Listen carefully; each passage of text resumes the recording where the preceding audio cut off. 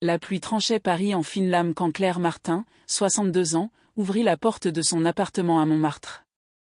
Le couloir sentait le pain chaud de la boulangerie du rez-de-chaussée et le parfum capiteux, ce même jasmin que Sophie, sa meilleure amie depuis le lycée à Lyon, portait toujours. Les lumières étaient éteintes, sauf un filet doré qui s'échappait sous la porte de la chambre. Marc, appela Théel, tenant un sachet de brioches encore tièdes et un bouquet de pivoine pâle acheté pour fêter 30 ans de mariage.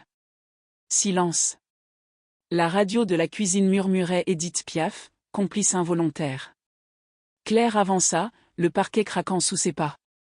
La porte de la chambre était entr'ouverte. Pendant une seconde, la ville sembla retenir son souffle, les klaxons se turent, les pas pressés ralentirent, les gouttes de pluie tombèrent au ralenti sur la fenêtre. Elle poussa du bout des doigts. Ils étaient là.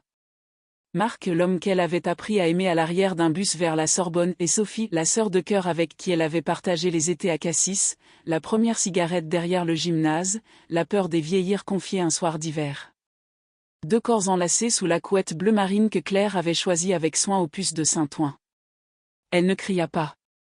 Son cœur battit un rythme disloqué, comme un métro freinant à Châtelet-Les Halles. Le bouquet glissa de sa main et s'éparpilla au sol, les pétales semblants des bateaux échoués. Et Sophie, souffla-t-elle une question qui n'avait pas besoin de réponse. Marc tira le drap, les yeux dilatés. Le jasmin envahit tout, brûlant les bons souvenirs. Claire recula de 2 pas, dans ce recul, un monde entier s'effondra. De la fenêtre, le Sacré-Cœur paraissait plus lointain que jamais. Et pourtant, au creux de sa poitrine, elle sentit, comme une flamme fragile protégée entre ses mains, que son histoire ne s'achèverait pas là. Avant de commencer, dites-moi en commentaire, de quelle ville regardez-vous cette histoire? Paris, Marseille, Lyon, Bordeaux, Nantes, Toulouse, Strasbourg, ou même de l'étranger, mais avec le cœur français? Écrivez, présente, suivi du nom de votre ville. J'aimerais savoir jusqu'où cette histoire résonne et comment elle touche votre vie. Ce mardi matin, Claire s'était réveillée avant le réveil. Le ciel avait cette teinte laiteuse que Paris revêt quand elle veut cacher sa beauté, et le café, préparé dans la vieille cafetière italienne héritée de sa mère, embaumait la cuisine d'un parfum rassurant. Elle sortit 2 tasses, comme elle le faisait depuis des décennies, et dressa un petit rituel, beurre salé de Bretagne, miel de lavande, brioche de la boulangerie du coin.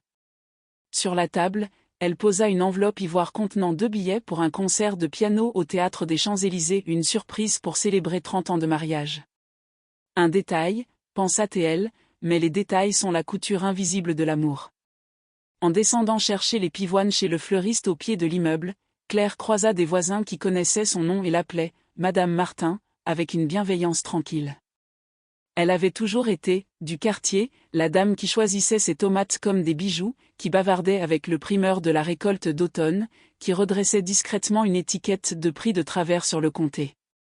Elle avait cette élégance simple, faite de foulards en soie hérité, de chaussures confortables et de la conviction que l'amour, comme le pain, doit se pétrir chaque jour. Sophie, avec qui elle avait prévu un thé à 17h, avait envoyé un message « Je suis passée, j'ai laissé un livre pour toi. Bisous. » Un cœur bleu. Sophie collectionnait les cœurs de toutes les couleurs, une habitude d'adolescente qu'elle n'avait jamais abandonnée. Claire sourit, elle imagina son amie entrant, déposant le volume sur la table basse, probablement, Moderato Cantabile, de Duras, ou une nouveauté sur les femmes qui recommencent leur vie. Depuis des années, Sophie lui répétait qu'elle écrivait mieux qu'elle ne le croyait et l'encourageait à reprendre l'atelier d'écriture du Marais. Ton regard est du cinéma, Claire. Tu vois l'âme des choses, insistait-elle, et Claire riait, répondant que son âme était faite de listes de courses et de serviettes pliées avec soin. C'est avec ce manteau de pressentiment d'où qu'elle remonta les 3 étages, les pivoines serrées dans son manteau pour les protéger de la pluie.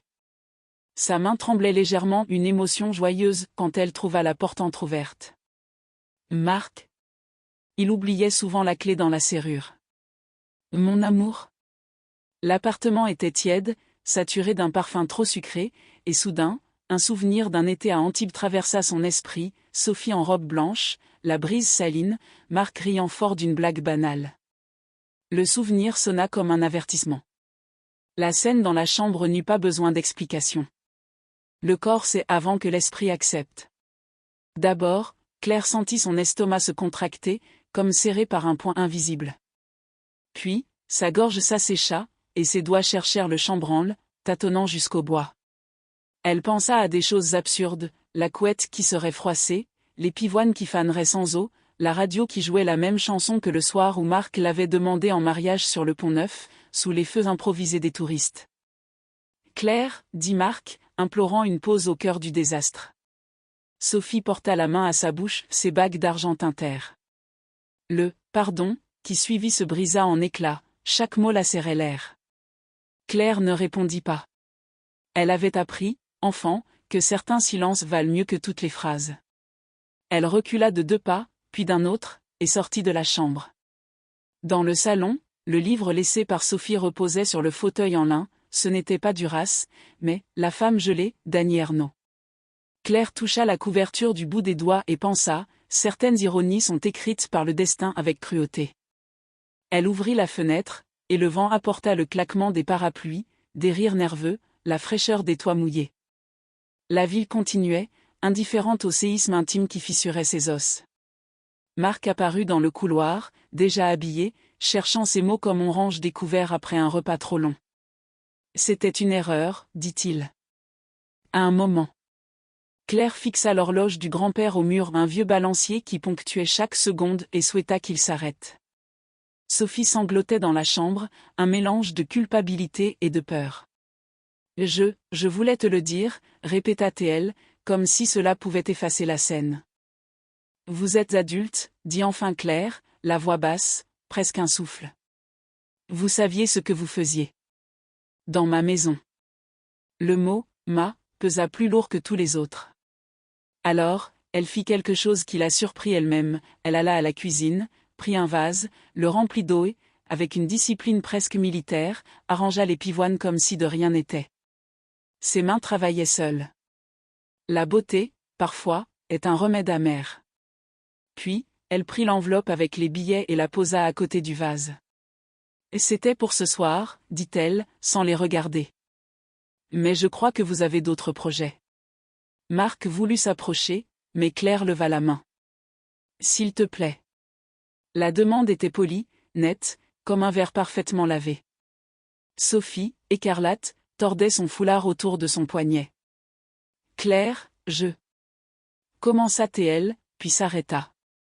On ne peut pas glisser une trahison dans le vocabulaire de 2 femmes qui avaient partagé des décennies. Quand ils partirent, car ils partirent, honteux, pressés, comme des élèves surpris dans une faute impardonnable, l'appartement respira de nouveau. Claire parcourut les pièces, caressa les dos des livres, redressa un cadre de travers, éteignit la radio. La musique s'évanouit comme une coupure. Elle s'assit dans le fauteuil, les pivoines à ses côtés, et resta là. Le silence était un animal vivant, énorme, étendu sur le tapis. Les minutes ou les heures passèrent, le temps, ce jour-là, avait perdu ses lois. Le choc arriva en vagues. D'abord, la question, comment n'ai-je pas vu? Puis, la blessure de l'orgueil, pourquoi moi? Ensuite, la perte des repères, qui suis-je désormais? Claire savait que, pour une femme de sa génération, le mariage était plus qu'une union, c'était une architecture de routine, de présents et d'absence, de factures partagées, d'anniversaires fêtés, d'amis en commun. Toucher à cela, c'était renverser une maison bâtie en 30 ans. Et ce n'était pas seulement Marc, c'était Sophie. La trahison avait 4 mains, 2 histoires, un passé imbriqué. Quand elle se leva enfin, Claire alla à l'étagère où elle gardait de vieux carnets. Elle en trouva un, à la couverture bleu souple, fermé par un élastique. Elle l'ouvrit à une page blanche. Le stylo hésita. « Aujourd'hui, 14 avril, écrivit-elle. Le jour où j'ai découvert que l'amour a des couloirs secrets. » Puis elle s'arrêta. Le reste de la journée, elle la traversa pieds nus sur des tessons, lentement, prudemment, blessée sans saigner. Elle prépara une soupe simple de potiron, avala 2 cuillerées, jeta le reste. Elle consulta son agenda, cours d'aquarelle jeudi, rendez-vous médical, marché de la rue Le Pic samedi. La vie continue, nota-t-elle, comme si avoir besoin de cette phrase était enfantin. Mais c'était nécessaire. Le soir, elle s'allongea sur le canapé, serrant un oreiller contre elle. La chambre semblait contaminée par un spectre, elle dormit là, écoutant la ville. Elle rêva de la mer de Cassis, des galets chauds sous ses pieds, Sophie riant au loin. Elle se réveilla avec un goût de sel dans la gorge. Dans le miroir du couloir, elle vit son visage, très fin, cheveux gris élégamment attachés, yeux fatigués mais solides. « Tu es toujours toi », dit-elle à son reflet. La voix avait perdu un peu de son tremblement. Au matin, quand Paris se lava de la pluie et retrouva une peau claire, Claire fit ce qu'elle faisait toujours dans les moments difficiles, marcher. Elle grimpa les escaliers vers le Sacré-Cœur, croisant des touristes qui photographiaient des artistes de rue. Elle s'arrêta devant la basilique, les mains dans les poches, et respira. Un instant, elle se laissa être seulement une femme parmi des milliers, anonymes, libres, blessés. Le vent portait une odeur de crêpes au beurre, elle sourit sans joie. Ses pas la conduisirent à un banc d'où l'on voyait le boulevard comme un fleuve. Là, entre les pigeons effrontés et les enfants qui couraient, Claire prit sa première décision sans Marc, sans Sophie, sans son ancienne version, elle ne réduirait pas sa vie à un épisode, si dévastateur soit-il. Elle retournerait à l'atelier d'écriture, appellerait sa sœur à Lyon, irait au concert seule, s'il le fallait. Elle griffonna sur une serviette trouvée dans sa poche, 5 choses qui m'appartiennent encore. Elle écrivit, mes mains, ma maison, ma marche, mes carnets, mon demain. En se levant du banc, elle sentit quelque chose de différent, presque imperceptible, 1 millimètre de force là où il n'y avait eu que tremblement. C'est alors que son téléphone vibra. Un message court, numéro inconnu, Claire, il faut qu'on parle. C'est important. C'était de Sophie. Et là, avec Paris à ses pieds et un nouveau silence sur ses épaules, elle comprit, la douleur silencieuse venait de trouver une voix. Le message de Sophie n'était pas une simple demande de pardon, c'était un appel lié à un secret qui, une fois révélé, bouleverserait non seulement l'histoire de la trahison, mais toute la carte du passé qu'elle partageait. Le message de Sophie clignotait encore sur l'écran du téléphone, comme une étincelle qui refusait de s'éteindre. Claire, il faut qu'on parle. C'est important. Les mots semblaient simples, presque banals, mais dans la poitrine de Claire, ils résonnaient comme un tambour. Elle resta assise sur le banc du square Louise Michel, les yeux fixés sur la basilique du Sacré-Cœur qui s'élevait, immobile, au-dessus de la ville. Le contraste était cruel, un monument éternel et, en elle, une vie qui venait de s'effondrer. En descendant les escaliers de la butte, ses jambes semblaient peser une tonne. Chaque marche devenait une épreuve, comme si le poids invisible de la trahison l'enchaînait au sol. Elle pensait à la voix de Sophie, à ces éclats de rire qui résonnaient encore dans les cafés de Saint-Germain où elles avaient passé des heures à réinventer leur jeunesse. Et maintenant ? Comment donner sens à un message après ce qu'elle avait vu ? Une part d'elle voulait effacer, bloquer, rayer à jamais ce prénom de son répertoire. Une autre, plus fragile, murmurait qu'il y avait peut-être encore une explication, un fil secret à tirer. De retour chez elle, l'appartement paraissait étranger. Les murs, pourtant tapissés de photos, semblaient froids, distants, presque hostiles. Sur le buffet, une photo jaunie de Sophie et elle, adolescente en maillot de bain sur une plage de Normandie, lui donna envie de hurler. Elle prit le cadre dans ses mains, hésita à le briser contre le sol, mais se contenta de le retourner, comme on cache une blessure qu'on n'est pas encore prête à regarder. Les heures suivantes furent avalées par un silence épais. Claire erra dans les pièces, s'asseyant tour à tour sur le canapé, le lit, la chaise de la cuisine, incapable de rester plus de quelques minutes au même endroit. Chaque objet devenait un rappel, les assiettes achetées à 3 au marché de Provence, le foulard offert par Sophie un hiver, le vieux tourne-disque choisi avec Marc lors d'un week-end à Avignon. Tout était contaminé. Tout respirait la trahison. À la tombée de la nuit, elle finit par se servir un verre de vin rouge, du Bordeaux qu'elle gardait pour les grandes occasions. Mais le goût, au lieu de réchauffer, accentua la sécheresse de sa gorge. Elle pensa à appeler sa sœur, mais recula, que dire ? Mon mari est ma meilleure amie. Non, pas encore. Elle ne voulait pas entendre sa propre voix énoncer l'indicible. Elle alluma la télévision, zappa sans voir, s'arrêta sur un documentaire sur les cathédrales gothiques, mais les pierres lui parurent aussi froides que son lit vide. La nuit fut une succession de rêves brisés. Elle se revoyait au lycée, Sophie à côté d'elle, partageant un sandwich au jambon beurre dans la cour. Elle se revoyait à son mariage, Sophie tenant son voile pour qu'il ne traîne pas sur le sol de l'église. Elle se revoyait à l'hôpital, Sophie la serrant dans ses bras après sa fausse couche, répétant « Je suis là, toujours ». Toutes ces scènes, qui jadis la réconfortaient, devenaient désormais des poignards. Le réveil la trouva vidée, le visage marqué de sillons de larmes. Les jours suivants furent une plongée dans le vide. Elle se leva mécaniquement, fit du café, acheta son pain, sourit aux voisins, mais tout sonnait faux.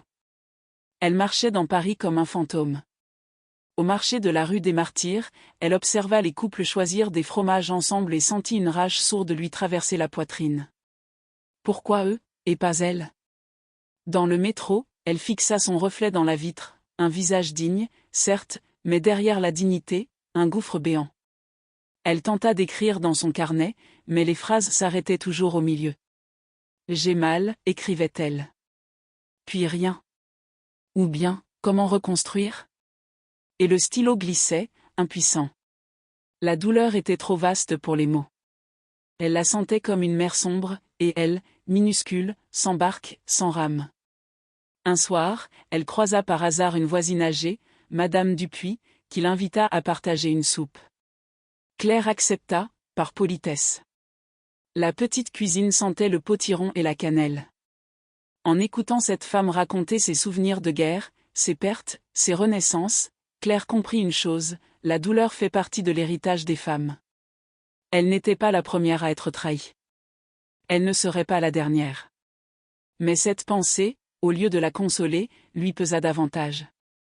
Car si tant d'autres avaient souffert, quelle singularité restait-il à son propre malheur? La tentation de répondre au message de Sophie devenait chaque jour plus forte. Parfois, en pleine nuit, elle ouvrait l'application, tapait « Pourquoi ?» et effaçait avant d'envoyer. Parfois, elle écrivait une longue tirade de reproches, de rage, mais sa main tremblante n'appuyait jamais sur « Envoyer ». Entre la colère et le vide, c'était le vide qui gagnait. Un matin, elle prit le bus 95 jusqu'à Saint-Germain-des-Prés. Elle entra dans un café qu'elle et Sophie fréquentaient autrefois. Le serveur, reconnaissant son visage, lui lança un sourire, comme d'habitude, « Madame Martin ?» Elle acquiesça mécaniquement, reçut son café crème et son croissant, mais les souvenirs l'écrasèrent. Sophie assise en face, ses mains gesticulant en racontant ses histoires d'amour ratées, ses espoirs, ses larmes parfois. Claire sentit ses yeux se remplir, mais retint les larmes, avala une gorgée brûlante de café qui lui déchira la gorge. Elle quitta le café avant de finir. Cette incapacité à habiter les lieux familiers, à toucher les objets sans douleur, à respirer sans sentir le jasmin de Sophie, devint insupportable. Elle pensa déménager. Lyon, peut-être. Ou la campagne normande. Mais en même temps, une voix intérieure lui disait « Pourquoi devrais-tu fuir ? Tu as bâti cette vie ici. Pourquoi laisser leur trahison t'exiler ?» C'était une lutte permanente entre partir et rester, oublier et affronter. La solitude était son pire ennemi. Le soir, en fermant les rideaux, elle entendait le rire des voisins, des enfants dans la cour, des amoureux qui se disputaient en riant. Elle n'avait que son silence, trop bruyant. Alors, parfois, elle mettait un disque de Barbara ou de Brel et laissait la musique emplir les murs. Les chansons parlaient de blessures, de cicatrices, et dans la voix cassée des chanteurs, elle trouvait un écho à son propre chaos. Un après-midi, alors qu'elle marchait le long de la Seine, elle s'arrêta devant une bouquiniste. Elle prit un livre au hasard, Journal d'une femme adultère. Le hasard avait un humour cruel. Elle referma brusquement l'ouvrage, mais ses doigts tremblaient. Était-ce cela, désormais, son identité? La femme trahie? L'ombre des autres? Elle secoua la tête, comme pour chasser un sortilège. Et pourtant, malgré tout, au fond du gouffre, une petite force résistait. Chaque matin, elle s'habillait avec soin, mettait du rouge à lèvres, même si elle n'avait personne à voir. Elle achetait ses pivoines, encore et encore, comme un talisman. Elle écrivait au moins une phrase par jour dans son carnet, même si c'était « Je suis encore là ». C'était peu, mais c'était quelque chose. Le vide ne disparaissait pas. Mais à force de l'habiter, elle commençait à en tracer les contours. À comprendre que la douleur avait sa géographie, des jours plus sombres, des heures plus légères. Et qu'au centre de cette carte mouvante, il y avait encore elle, Claire, debout. Un soir, alors qu'elle croyait avoir touché le fond, un événement inattendu allait faire basculer sa douleur vers une nouvelle direction. La vie, parfois, tend la main quand on ne s'y attend plus. Un soir de mai, alors que la pluie battait contre les vitres de son appartement de Montmartre, Claire se sentit plus seule que jamais. Elle avait passé la journée à marcher sans but le long des quais, regardant les péniches glisser sur la Seine comme des fantômes muets. À son retour, elle avait trouvé dans sa boîte aux lettres une invitation inattendue, une ancienne collègue de l'atelier d'écriture du Marais l'invitait à une lecture publique. L'idée de retrouver ce cercle qu'elle avait abandonné lui serra le cœur, mais quelque chose en elle se dit, pourquoi pas? Le soir venu, elle enfila un manteau noir et un foulard rouge, comme une armure discrète. En entrant dans la petite salle du Marais, l'odeur de papier, de vin et de cire lui rappela des souvenirs enfouis. Les chaises étaient disposées en cercle, les voix se mêlaient, et Claire se sentit d'abord étrangère, comme si elle avait perdu le droit d'être là. Mais quand vint son tour de lire un texte, elle sortit son carnet bleu et lut quelques lignes écrites dans ces nuits les plus sombres. J'ai appris que le silence a un poids, mais qu'il peut devenir une plume si l'on accepte de l'écrire. Un silence suivit sa lecture, puis des applaudissements timides mais sincères. Une femme, assise en face d'elle, s'approcha ensuite et dit « Vos mots m'ont touché. On sent que vous avez traversé un incendie. » Claire, surprise, sentit ses yeux s'embuer. Pour la première fois depuis des semaines, sa douleur avait trouvé une forme, un écho, un sens. Elle comprit alors que l'écriture pouvait devenir son refuge, son arme, sa renaissance. Le lendemain, comme guidée par une nouvelle énergie, elle répondit enfin au message de Sophie. Quelques mots seulement, je n'ai pas de réponse. Mais je viendrai t'écouter. Elle savait que ce choix n'était pas de la faiblesse, mais une manière d'affronter le passé droit dans les yeux. La peur était encore là, mais sous la peur, il y avait une force naissante. Et c'est à cet instant qu'elle comprit, elle n'était plus seulement une femme trahie. Elle devenait une femme qui choisissait. Mais affronter Sophie et Marc, c'était se confronter à ses propres démons. La lutte qui s'annonçait serait à la fois intérieure et extérieure, et Claire devait trouver en elle des armes qu'elle ne soupçonnait pas. Le rendez-vous avec Sophie eut lieu un dimanche après-midi, dans un café discret de la rue de Rivoli. Claire avait choisi l'endroit volontairement, un lieu public, mais assez calme pour ne pas attirer l'attention. Elle était arrivée en avance, ses mains tremblaient légèrement lorsqu'elle posa son sac sur la table. Par la fenêtre, on voyait les promeneurs longer les Tuileries, des familles, des couples, des touristes émerveillés. Le contraste avec la tempête intérieure de Claire lui donna presque le vertige. Sophie arriva en retard, vêtue d'un manteau beige et d'un foulard bleu. Ses yeux étaient gonflés, ses gestes nerveux. Claire remarqua qu'elle n'avait pas mis de parfum, un détail qui lui serra le cœur. Comme si elle avait compris que l'odeur du jasmin resterait une blessure ouverte.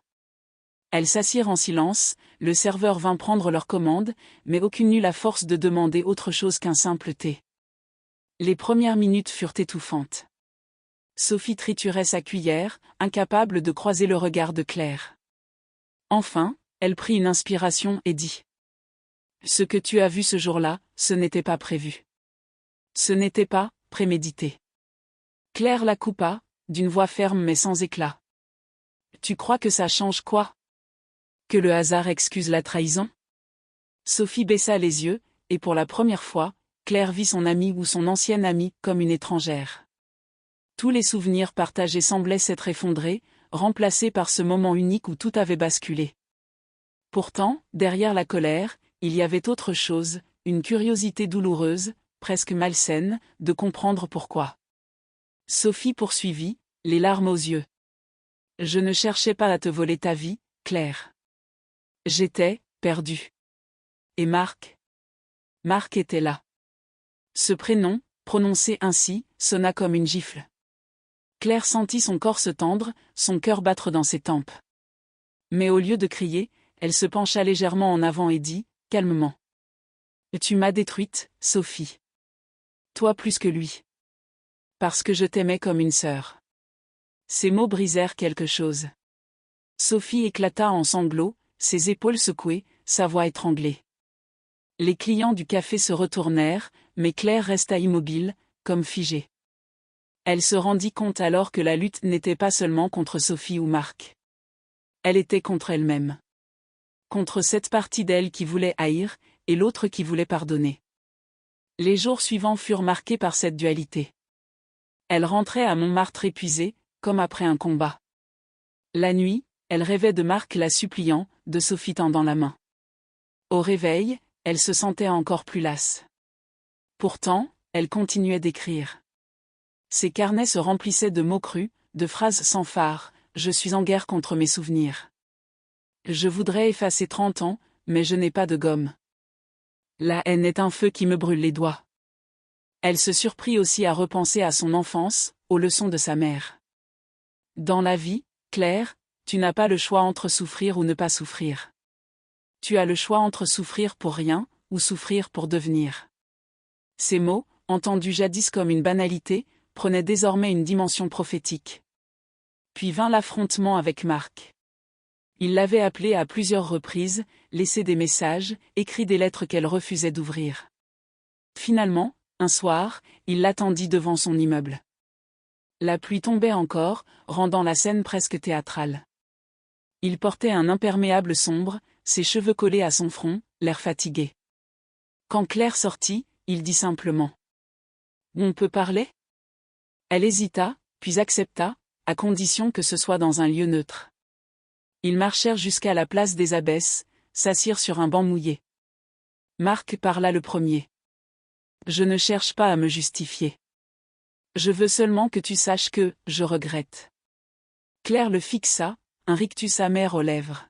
« Tu regrettes d'avoir été découvert, ou d'avoir trahi ?» Il baissa la tête. Elle sentit une étrange satisfaction en le voyant ainsi diminuer, lui qui avait toujours eu cette assurance tranquille. Mais cette satisfaction fut de courte durée.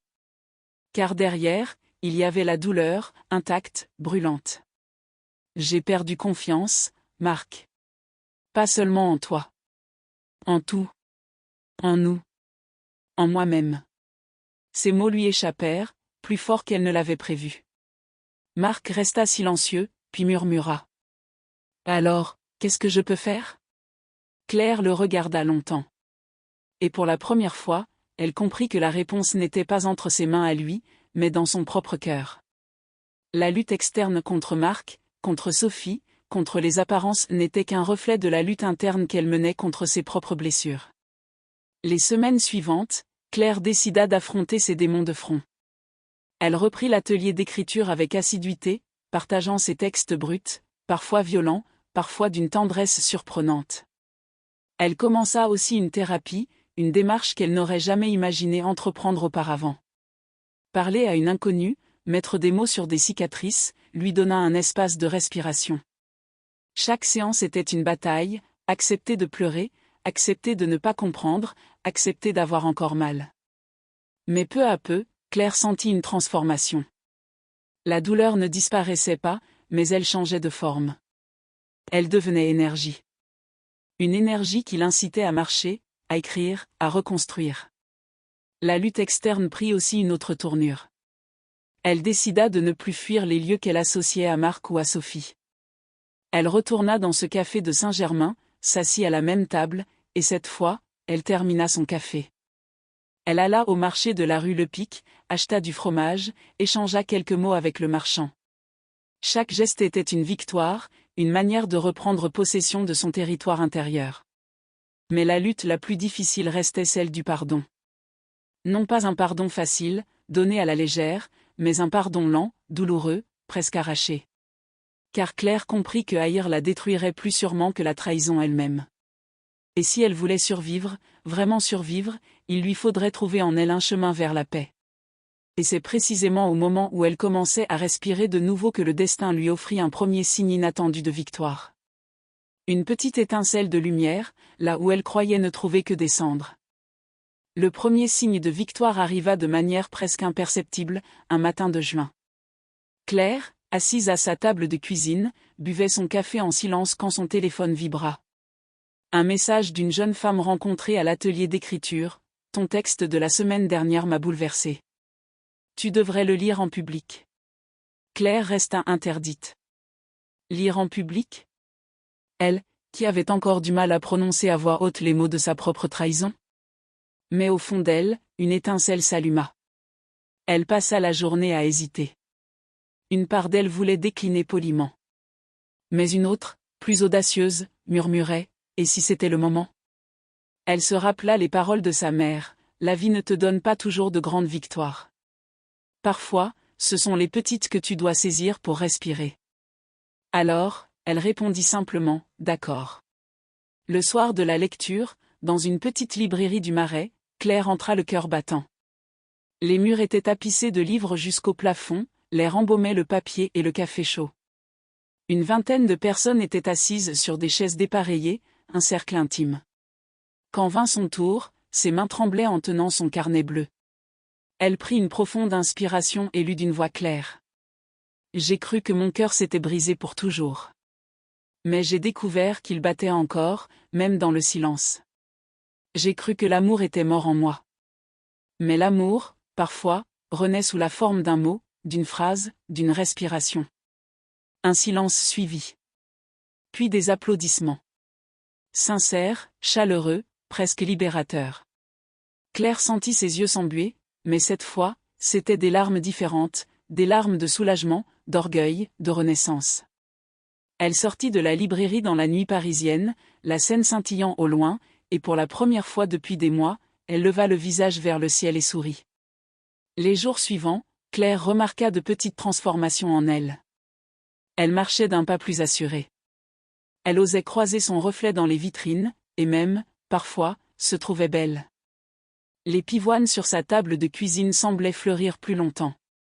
Elle recommença à cuisiner pour elle seule, des plats simples mais préparés avec soin, un gratin dauphinois, une tarte aux pommes. Chaque geste, chaque saveur, devenait une affirmation, je vis encore.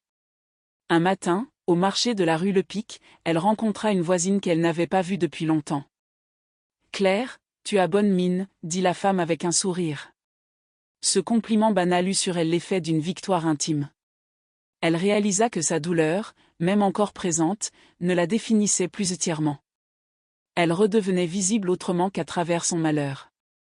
Mais le moment décisif vint un après-midi, à l'atelier d'écriture. L'animatrice annonça qu'un concours littéraire local cherchait des textes de femmes sur le thème de la résilience. Claire sentit son cœur s'emballer. Elle hésita. Mais la voix intérieure qui l'accompagnait depuis peu lui dit « Et pourquoi pas toi ?» Cette nuit-là, elle resta éveillée tard, écrivant sans relâche. Elle raconta son histoire, avec pudeur mais sans détour, la trahison, la chute, le vide, puis les premiers pas vers la lumière. Elle envoya le texte, tremblante, persuadée qu'il finirait oublié parmi tant d'autres. Quelques semaines plus tard, elle reçut un courriel, son texte avait été retenu. Elle devait le lire lors d'un événement organisé à la mairie du 18e arrondissement. Claire en resta sans voix. Elle relut le message 10 fois, les larmes brouillant les lettres. Elle se rappela alors la femme qu'elle avait été quelques mois plus tôt, brisée sur son canapé, incapable même de finir une soupe.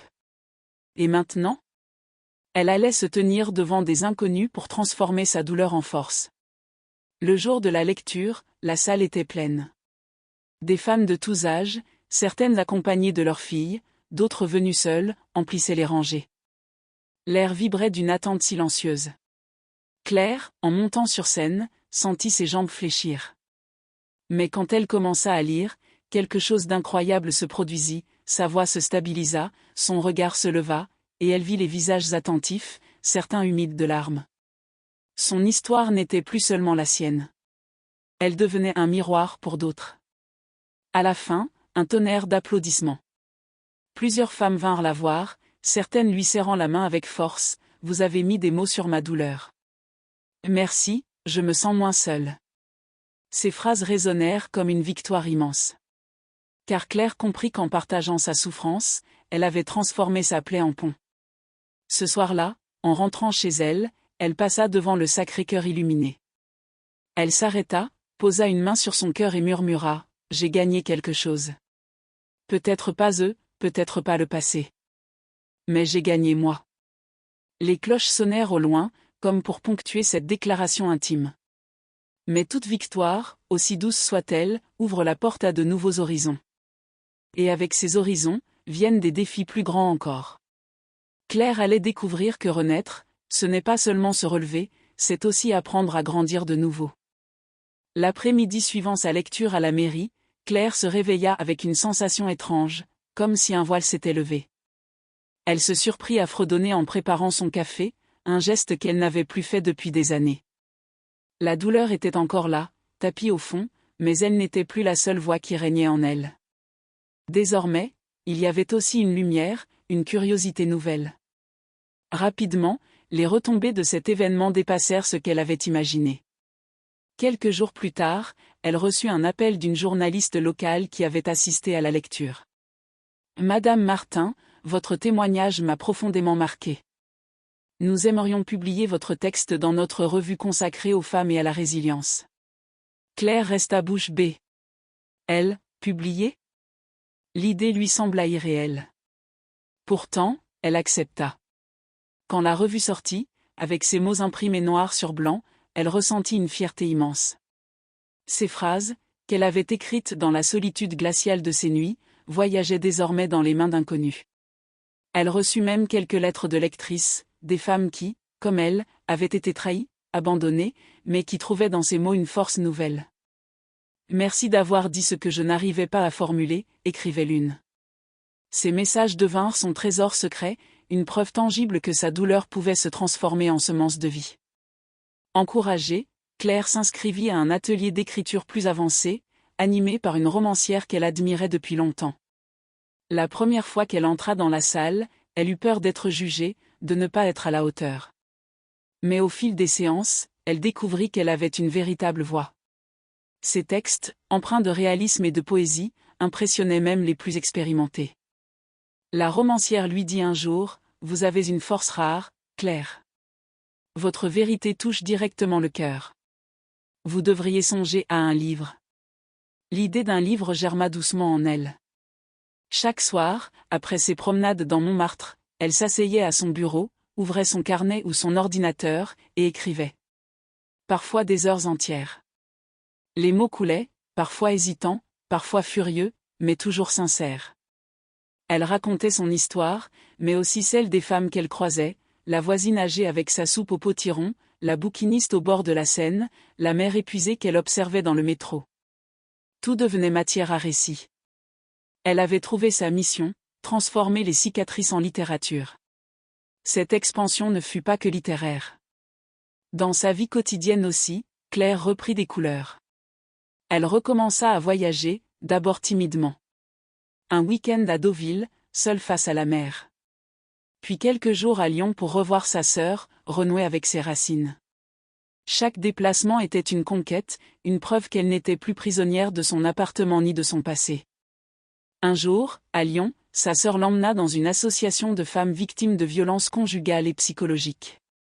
Claire écouta leurs histoires, leurs douleurs, et sentit une connexion immédiate. Quand vint son tour de parler, elle partagea une partie de son parcours. Les regards qu'elle reçut, pleins de reconnaissance et d'émotion, lui donnèrent une idée, pourquoi ne pas utiliser ces mots pour aider ces femmes à se relever ? De retour à Paris, elle proposa à l'association d'animer un atelier d'écriture thérapeutique. Au début, elle doutait. Elle n'était pas psychologue, pas experte. Mais la première séance la convainquit. Les femmes écrivaient, parfois maladroitement, mais leurs phrases étaient chargées d'une vérité brute. Claire les guidait, les encourageait à poser sur le papier ce qu'elles n'osaient pas dire à voix haute. Après chaque séance, elle rentrait épuisée, mais le cœur rempli d'une chaleur nouvelle. Elle avait trouvé une nouvelle mission, transformer son expérience personnelle en outil collectif. Ses ateliers grandirent rapidement. L'association lui proposa un cycle régulier, et bientôt, une autre organisation la contacta. Claire devint, sans l'avoir prévu, une voix de la résilience féminine à Paris. Elle apparaissait parfois dans de petites conférences, dans des cafés littéraires, où elle parlait de l'importance de l'écriture comme acte de survie. À chaque fois, elle se souvenait de la femme brisée qu'elle avait été quelques mois plus tôt, et elle mesurait le chemin parcouru. Bien sûr, cette expansion ne se fit pas sans résistance intérieure. Il y avait des jours où la douleur revenait, comme une marée imprévisible. Des nuits où elle rêvait encore de Marc et Sophie, leur trahison gravée dans ses yeux. Parfois, en recevant un message de Marc, car il continuait d'écrire, espérant une seconde chance, elle sentait son cœur se fissurer à nouveau. Mais désormais, elle avait des armes. L'écriture, la solidarité, son cercle nouveau. Elle ne se laissait plus engloutir. Et puis, il y eut cette victoire inattendue, un éditeur, ayant entendu parler d'elle par la romancière de l'atelier, lui proposa de lire son manuscrit. Claire n'en croyait pas ses oreilles. Elle lui envoya ses pages, persuadée que rien ne se passerait. Quelques semaines plus tard, elle reçut un appel. « Madame Martin, nous aimerions publier votre livre. Votre voix est nécessaire. » Elle posa le téléphone, tremblante, les larmes aux yeux. Elle pensa à toutes ces nuits de solitude, à toutes ces phrases arrachées à la douleur. Et maintenant, elles allaient devenir un livre, un objet tangible, une trace indélébile. Ce soir-là, elle sortit marcher dans les rues de Montmartre. Les pavés luisaient sous les réverbères, les terrasses bruissaient de rire. Elle s'arrêta devant un miroir de boutique et observa son reflet. Elle vit une femme aux cheveux argentés, au regard ferme, aux lèvres légèrement souriantes. Une femme debout. Une femme renaissante. La victoire avait d'un goût subtil, ni éclatant ni tonitruant. C'était le goût du pain chaud au matin, du vin partagé entre amis, du silence apaisé après une lecture. Mais c'était aussi le goût d'un avenir ouvert, d'une vie nouvelle qui s'offrait à elle. Claire comprit alors que sa trahison, aussi cruelle soit-elle, avait été le point de départ d'une métamorphose. Elle avait perdu Marc et Sophie, mais elle s'était retrouvée elle-même. Et cela, c'était la plus grande conquête. Mais toute expansion attire son lot de tempêtes. Plus Claire s'élevait, plus elle devait affronter de nouveaux défis, intérieurs et extérieurs. Car grandir, c'est aussi apprendre à ne pas retomber. Le succès de Claire attira bientôt des regards qu'elle n'avait pas prévus. La publication de son livre fut annoncée dans une petite maison d'édition parisienne spécialisée dans les récits intimes. Le jour où elle signa le contrat, la joie fut immense, mais à peine rentrée chez elle, une inquiétude nouvelle naquit. Suis-je vraiment à la hauteur ? La peur de l'échec, qu'elle croyait avoir laissé derrière, ressurgissait. Chaque fois qu'elle ouvrait son manuscrit, elle découvrait des phrases qu'elle jugeait bancales, des souvenirs trop crus, des vérités trop nues. L'éditeur l'encourageait, mais la pression augmentait. Elle devait réviser, couper, préciser. Et chaque coup de ciseau dans son texte résonnait comme une mutilation. Plusieurs nuits, elle resta éveillée, luttant avec ses mots, doutant de sa légitimité. L'écriture qui l'avait sauvée devenait soudain une source d'angoisse. Elle se surprit à penser, peut-être que je n'aurais jamais dû exposer ma douleur. Mais le lendemain, en relisant les lettres des femmes qui l'avaient remerciée, elle reprenait courage. En parallèle, ses ateliers d'écriture grandissaient. De plus en plus de femmes s'inscrivaient, certaines venant de banlieues éloignées pour la rencontrer. Claire se sentait honorée, mais aussi dépassée. Elle n'était pas thérapeute. Elle avait peur de mal faire, de ne pas savoir accueillir certaines détresses. Un soir, une participante éclata en sanglots en lisant son texte. Claire la prit dans ses bras, mais en rentrant chez elle, elle se sentit vidée, comme si elle portait désormais non seulement son propre fardeau, mais aussi celui des autres. Et puis, il y eut le retour de Marc. Toujours lui. Il avait appris, par des connaissances communes, que Claire allait publier un livre. Un soir, elle trouva une lettre dans sa boîte aux lettres. « Je sais que je n'ai pas le droit de te demander quoi que ce soit, mais je voudrais lire ton livre. Peut-être pour comprendre enfin ce que j'ai détruit. » Claire resta longtemps immobile, la lettre entre les mains. Une part d'elle voulait brûler ce papier. Une autre se dit que peut-être, en la lisant, Marc découvrirait enfin la vérité de ses actes. Mais accepter de lui donner son livre, c'était l'inviter à entrer de nouveau dans sa vie. Elle hésita. Les défis ne s'arrêtaient pas là. Sophie réapparut elle aussi, par un message bref, « J'ai entendu parler de ton livre. Sache que je suis désolée. » Pas d'explication, pas de longues phrases. Juste cette reconnaissance tardive. Claire, en lisant ces mots, sentit un mélange de colère et de pitié. Elle réalisa qu'elle n'avait plus besoin de Sophie. Leur histoire était terminée. Mais mettre un point final ne se faisait pas sans douleur. Elle dut lutter contre la tentation de replonger dans les souvenirs, de ressasser ce qui aurait pu être différent. Sur le plan intérieur, la solitude se faisait encore sentir. Malgré ses victoires, Claire avait parfois l'impression d'avancer seule dans un monde trop vaste. Les soirs où elle rentrait après une conférence ou un atelier, les applaudissements résonnaient encore dans ses oreilles, mais son appartement restait silencieux. Elle posait son sac, enlevait ses chaussures, et un vide s'installait. Le succès ne comblait pas l'absence d'amour. Elle apprit alors que grandir ne signifiait pas combler tous les manques, mais accepter qu'ils fassent partie du chemin.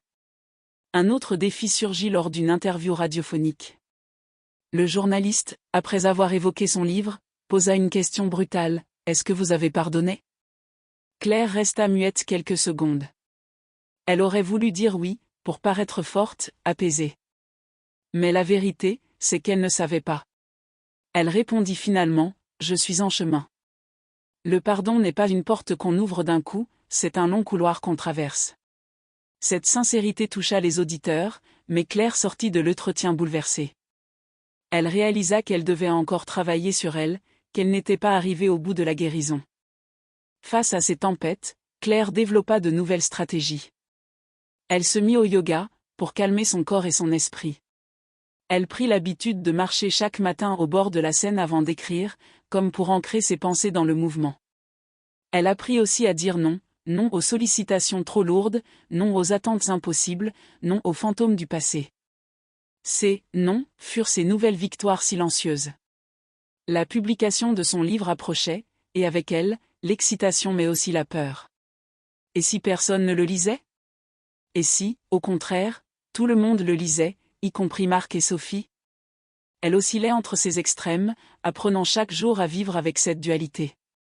Le soir du lancement, entourée de lecteurs, d'amis et de curieux, elle sentit ses mains trembler en tenant le premier exemplaire imprimé. Sur la couverture, son nom brillait en lettres noires.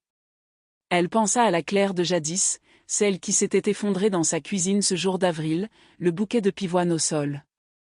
Et elle se dit: « Regarde jusqu'où tu es venue. » Mais même ce soir-là, alors que les félicitations fusaient, Claire savait, ce n'était pas la fin de son chemin. C'était une étape.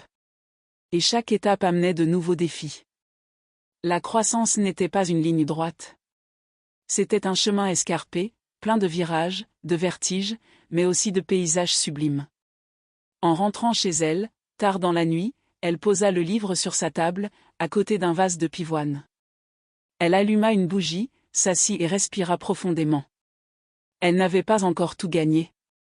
Mais elle n'avait plus tout perdu. Avec son livre désormais entre les mains du monde, Claire devait affronter la dernière étape de son voyage, transformer sa douleur en héritage, et laisser une trace pour les générations à venir.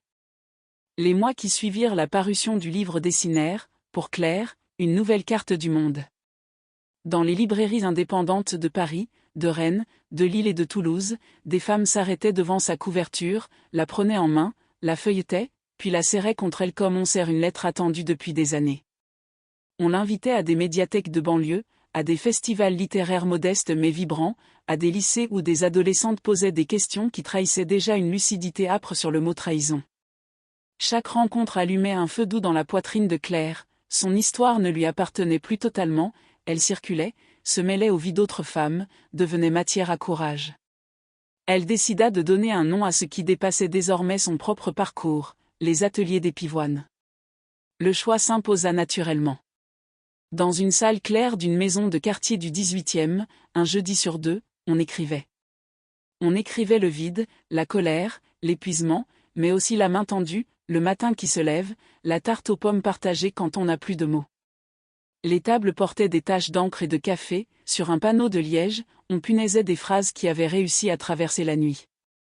Claire, elle, passait entre les chaises, attentive, ferme, délicate, répétant que « la vérité n'a pas besoin d'élégance », elle finit par en trouver une. Le legs prit d'abord la forme de gestes simples. Elle constitua une petite bourse, 3 notes pliées au fond d'une enveloppe pour payer les transports à celles qui venaient de loin. Elle prêta des carnets, des stylos, des livres, et n'exigea jamais qu'on les lui rende. Elle savait ce que c'était que de manquer de force, et parfois de moyens. Elle proposa aussi des lectures publiques où, comme elle l'avait fait, d'autres liraient à voix haute ce qu'elles avaient écrit dans le secret. Chacune repartait avec un bouquet de pivoine en papier, façonné par des mains patientes d'une bénévole du quartier. Pour se souvenir que la beauté résiste, disait Claire en souriant. C'est à ce moment-là que le passé frappa à la porte, non pas comme un fantôme hostile, mais comme une épreuve ultime. Un soir d'automne, Marc lui écrivit, pas une supplique, pas un plaidoyer, quelques lignes sobres. Il avait perdu son emploi, l'entreprise où il travaillait depuis 20 ans avalée par une fusion sans ménagement. À cela s'ajoutait un diagnostic récent, une arythmie inquiétante, des examens à répétition, une fatigue qui lui tombait dessus comme une pierre. « Je ne te demande pas de revenir, conclut-il. Je te demande seulement un conseil, comment fait-on pour ne pas couler ?» Claire posa le courrier, longtemps, sur la table. Elle sentit la vieille brûlure se réveiller, puis s'adoucir. Elle n'avait plus peur du feu. Elle proposa de le rencontrer près de la clinique Bichat, après un de ses examens. Il arriva amaigri, son assurance passée remplacée par une pudeur presque maladroite. Ils marchèrent le long du boulevard Ney, entre deux bruines de novembre. Claire ne parla pas d'abord. Elle l'écouta. Elle l'écouta jusqu'au bout, jusqu'au silence.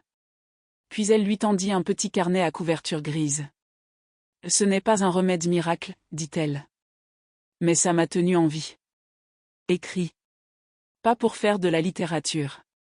Pour te fabriquer une rive. » Elle l'orienta vers un atelier gratuit, lui donna 2 contacts d'assistantes sociales, nota sur un papier des horaires de consultation d'une association de reconversion. Ce fut tout. Pas de promesses. Pas d'étreinte. Juste la passerelle posée entre 2 rives. Ce soir-là, en rentrant, Claire ne trembla pas. Elle sut qu'elle venait de sauver quelqu'un, pas en aimant à sa place, mais en lui rendant sa possibilité.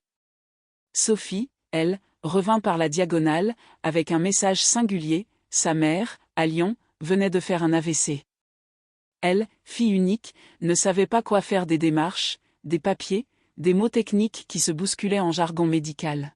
« Je sais que je n'ai aucun droit de te demander cela, écrivit-elle. Mais tu as toujours su parler aux médecins, aux administrations, à la vie quand elle se complique. » Claire prit un train le lendemain. Ce ne fut ni héroïsme ni oubli miraculeux, ce fut une décision. Elle entra dans la chambre blanche de l'hôpital Édouard Herriot, parla doucement à la vieille dame qui, jadis, l'avait accueillie à des goûters d'anniversaire aux nappes amidonnées. Elle coordonna kiné, orthophonie, soins à domicile, liste d'aide. Elle expliqua à Sophie, patiemment, ce que les médecins n'avaient pas su dire sans se réfugier dans les chiffres. Elle resta 3 jours. Au départ, Sophie la serra, brièvement. « Merci, dit-elle. » Ce fut tout. Cela suffisait. Dans les semaines qui suivirent, Claire réalisa que « Sauver » ne ressemblait en rien aux fictions qu'on raconte. Il n'y avait ni triomphe, ni musique solennelle. Sauver, c'était composer un numéro, imprimer un formulaire, porter un sac trop lourd, préparer un plat qu'un malade avalera à moitié. C'était tenir une lampe quand d'autres tâtonnent. Et tout à coup, la phrase écrite sur son carnet des mois plus tôt prit un relief neuf, ne pas réduire sa vie à un épisode. Elle l'avait appliquée à elle-même, elle pouvait l'offrir aux autres. Son héritage prit alors une dimension plus large. Une maison d'édition jeunesse lui proposa de coécrire, avec une illustratrice, un album pour adolescentes sur la confiance et la reconstruction, le cœur qui sait recoudre. Elle accepta, à condition d'y glisser non pas des leçons, mais des outils, comment demander de l'aide, comment dire non, comment repérer les amitiés qui abîment. L'album circula dans des CDI de collège, des infirmières scolaires l'utilisèrent en groupe de parole. Parallèlement, la mairie du 18e soutint les ateliers des pivoines par une petite subvention, suffisante pour financer un fonds d'achat de livres et de goûters. Un samedi par mois, des mères venaient avec leurs filles, et les 2 générations écrivaient ensemble, la première sur ce qui s'effiloche, la seconde sur ce qui commence. Le soir, une fois la maison silencieuse, Claire allumait une bougie et regardait ses photos, sa mère, Lyon, le Sacré-Cœur, la mère de Cassis, un bouquet de pivoine défraîchi. Elle pensait à la justice. Pas celle des tribunaux, mais cette justice minusculissime, quotidienne, qui consiste à rendre à chacun la part de dignité qu'il a perdue en chemin, à soi-même, surtout. Elle se surprit à n'éprouver plus de haine pour Marc, ni de supplication muette envers Sophie. Les deux avaient leur histoire, leur manque, leur maladresse, leur lâcheté. Elle ne les excusait pas. Elle les replaçait à distance humaine, la bonne distance. Le message final, elle le livra un soir d'hiver, dans une salle des fêtes de banlieue, à la fin d'une conférence où les chaises pliées grincèrent plus qu'à l'accoutumée. Une femme, la cinquantaine, lui demanda « Mais qu'est-ce qui vous a vraiment sauvé ? L'écriture ? Le temps ?» Claire prit une seconde, chercha dans sa poche le carnet où elle notait ses réponses quand les questions étaient trop grandes. « Ce qui m'a sauvée, dit-elle, c'est d'avoir accepté que ma vie recommence autrement que je l'avais prévu. C'est d'avoir cessé d'exiger d'elle une symétrie. Et d'avoir appris ceci, à n'importe quel âge, on peut encore inventer une première fois. » Elle sourit, ajouta, et de l'avoir fait avec d'autres femmes. On ne se relève pas seul. Sur le chemin du retour, Paris était givré, les trottoirs scintillaient. Elle passa devant la boulangerie du coin, pain de campagne, brioche, l'odeur chaude qui lui avait tenu la main les jours de naufrage. En montant l'escalier, elle pensa aux deux rives qu'elle avait reliées sans les confondre, celle de Marc, celle de Sophie. Les sauver, se dit-elle, ce n'était pas me perdre encore. C'était prouver que j'avais changé de côté de la blessure. Elle entr'ouvrit sa fenêtre, au loin, le Sacré-Cœur, massif et tendre, veillait sur la nuit. Dans son carnet, elle écrivit la dernière page du livre qu'elle n'avait pas promis d'écrire, celui de sa propre vie. À celles qui lisent ces lignes et qui, ce soir, se sentent détruites, ne vous jugez pas avec la mesure de votre douleur. Elle n'est pas vous, elle n'est que le pays que vous traversez. Cherchez une main, une phrase, une chaise dans une salle claire, un bouquet, même en papier. Et souvenez-vous, le cœur, muscle obstiné, c'est recoudre. Vous n'avez pas à être la même pour être entière. Vous avez seulement à être vivante. Elle referma le carnet. Dans la cuisine, les pivoines d'hiver tenaient encore, malgré le froid. Claire souffla la bougie et sentit, sans triomphe ni regret, que son héritage des mots, des ateliers, des gestes de soins continuerait sans elle, lorsque viendrait le temps. Alors seulement, elle s'autorisa à prononcer à voix haute ce que, longtemps, elle n'avait pas su croire. J'ai survécu. Mieux, je suis devenue.